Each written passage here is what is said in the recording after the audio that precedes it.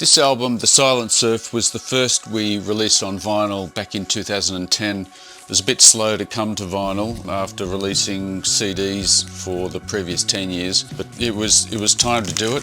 I think it turned out pretty well. Really nice, heavy vinyl, and I really liked the album as well, so that kind of helps.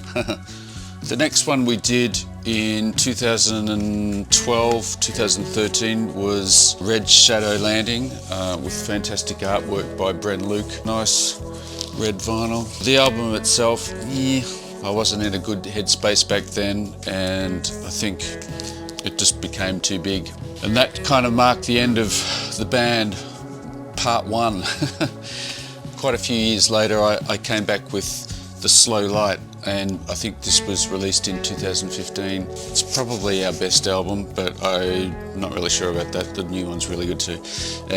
It's a really nice pressing, released through Minty Fresh, Chicago-based label. Really nice heavy vinyl, and the artwork is by Victor Atkins, who is a famous artist, and that was one of his famous album covers, Miles Davis. And one thing I'm really proud of with this album is that Devin Townsend, Canadian metal legend, really took a shining to one of the songs, Can You Hear the Sound? And he basically asked permission to create his own version of it, and of course I said yes, so very proud of that.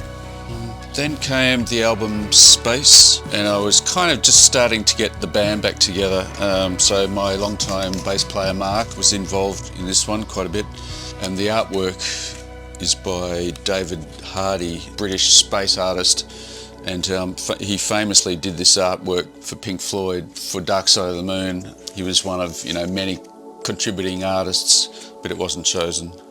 So I got it instead. And of course there were album pressings of Echo Other, our album from 2006.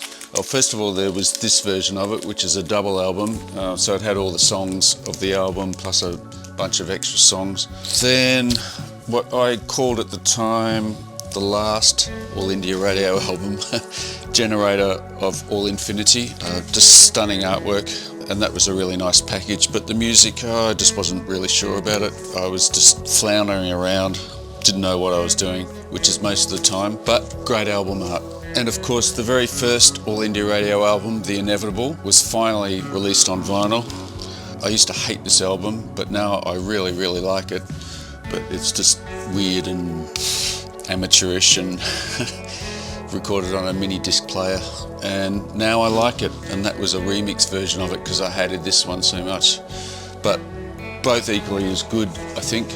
Permanent Evolutions, this is an album I released in 2004, but the vinyl only came this year. This was my first collection of old odds and sods, demos and tracks that didn't make an album. I really enjoy listening to it now. Once again, I didn't at the time, but now I do.